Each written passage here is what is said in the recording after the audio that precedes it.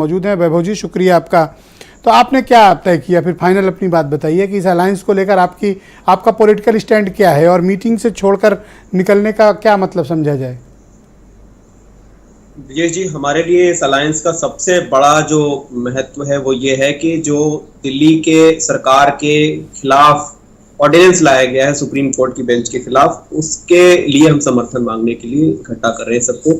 और हम देखिए आगे चल के post poll alliance, pre poll alliance, ये सब थोड़े बाद की बातें हैं, लेकिन अभी तो पहले ये देखना पड़ेगा कि ये सारे दल एक हो भी सकते हैं कि नहीं हो सकते हैं, और अगर हो सकते हैं तो उसके लिए इससे बड़ा मुद्दा, इससे बड़ा वैलिड मुद्दा और कब होगा। जैसे कि एक चुनी हुई सरकार के खिलाफ एक ऑर्डिनेंस लाया गया, एक चुनी हुई सरकार की शक्तियां खत्म कर दी गई।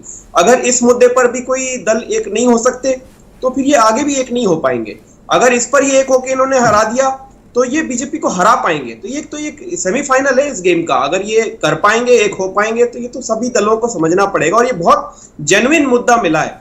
कभी देखिए, पावर शेयरिंग के लिए मिलना बड़ा मुश्किल होता है कि कौन प्रधानमंत्री बनेगा, कौन किस आप इस बात पर जिद पर क्यों आमादा हैं कि कांग्रेस आपके साथ सपोर्ट में खड़ी हो जाए और आपको सपोर्ट दे दे, जबकि आपने अभी पंजाब में उनका मुकाबला किया, आपने हिमाचल में चुनाव लड़ा, आपने गुजरात में भी चुनाव लड़ा, दिल्ली में वो आपसे लड़ ही रहे हैं।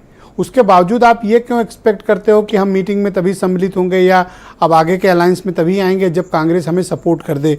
आप क्या कांग्रेस पर दबाव बनाने के लिए ये कर रहे हो? देखिए ब्रिजेश जी, 19 फरवरी को 2019 में नारायण सामी जी ने एक ट्वीट करके ये कहा कि मैं बहुत शुक्रगुजार हूं अरविंद केजरीवाल जी का, जो उन्होंने पुडुचेरी में जो केंद्र द्वारा हस्तक्षेप किए जा रहे थे एलजी के जरिए, उसमें हमारे साथ समर्थन करा और खड़े हुए। संविधान के खिलाफ वो भी काम किया जा रहा था, उसमें खड़े हुए। वही सिचुएशन आज दिल्ली में, और दिल्ली में और भी ज्यादा खतरनाक सिचुएशन है। तो हम तो कह रहे हैं कि अगर कोई कांग्रेस जैसी पार्टी संविधान पे हुए इतने बड़े हमले के खिलाफ भी साथ में खड़ी नहीं हो सकती, तो इसका मतलब अगर कोई लोकतंत्र में अलायंस की बात की जा रही है 2024 के लिए, तो वो अलायंस पॉसिबल नहीं है। तो एक मात्र आपकी शर्त ये होगी कि अध्यादेश के खिलाफ राज्यसभा में वोटिंग करिए, तभी आम आदमी पार्टी इस अलायंस का पार्ट बनेगी, अन्यथा नहीं बनेगी। Make it clear. अच्छा, आम आदमी पार्टी ने ना अपना बिल्कुल स्टैंड क्लियर कर रखा है कि अगर कोई भी अलायंस बनता है तो उसके लिए कम से कम ये अपनी इच्छा शक्ति, अपनी कमिटमेंट दिखाओ तो सही। और दिखाने के लिए इससे बेहतर मुद्दा क्या मिलेगा कि एक चुनी हुई सरकार को गिराने के लिए केंद्र सरकार एक बिल ले आई है और उसके खिलाफ खड़े होने का हर दल को मौका मिला है। अब इस बैठक में वैभव जी, मैं पढ़कर सुनाता हूँ आपको। इस बैठक में नेशनल कॉन्फ्रेंस के सीनियर लीडर उमर अब्दुल्ला भी मौजूद थे और उन्होंने कहा कि धारा 370 हटाने के मामले में आम आदमी पार्टी का रुख बड़ा आश्चर्यजनक है। वो इसके खिलाफ क्यों नहीं खड़ी हो रही धारा 370 के? आप चाहते हैं कि अध्यादेश के मामले में सब विपक्ष आपको सपोर्ट करे।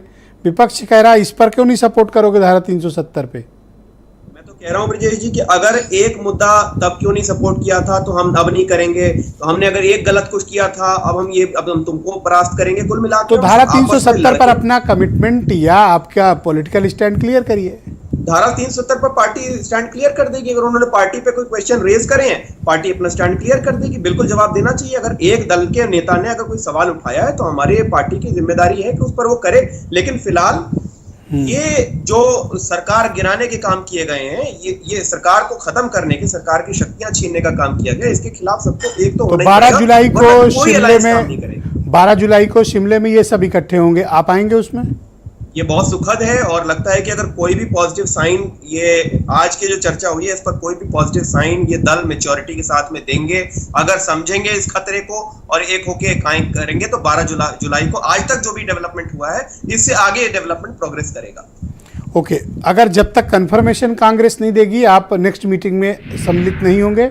मुद्दा बनता नहीं है ब्रिजेश जी, बिल्कुल। इसलिए कि अगर इतने बड़ी चीज पर आपको फर्क नहीं पड़ता तो फिर आपकी कर्नाटक सरकार बनी और 4 सरकारें बनी, अगला नंबर उसका पूछ रहा है कि आपको इतनी बड़ी बात पे फर्क नहीं पड़ा धारा 370 पे।